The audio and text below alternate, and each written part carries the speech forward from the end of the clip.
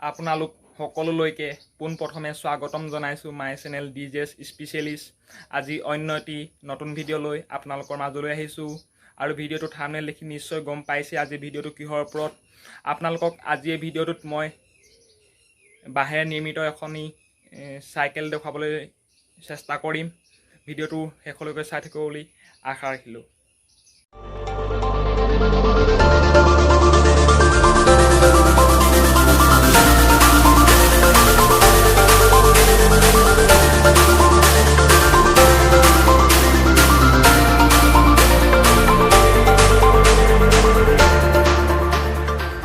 বাঁহ, যাক আমি ইংৰাজীত কওঁ বেম্বো, বাঁহ ঘৰ বনোৱা কামতো ব্যৱহাৰ কৰা হয়।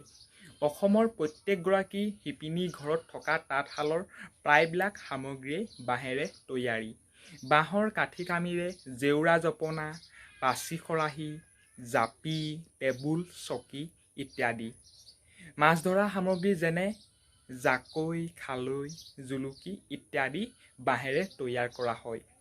আজি এই ভিডিঅ'টোৰ দ্বাৰা মই আপোনালোকৰ আগত বাঁহেৰে নিৰ্মিত এখনি চাইকেল দেখুৱাবলৈ চেষ্টা কৰিলোঁ। আৰু যিয়ে ভিডিঅ'টো শেষলৈকে চাইছে বহুত বহুত ধন্যবাদ। Like, comment, share and subscribe কৰিবলৈ নাপাহৰিব। আকৌ অন্য এটি নতুন ভিডিঅ'লৈ আপোনালোকৰ মাজলৈ আহিছোঁ। আজিলৈ ধন্যবাদ।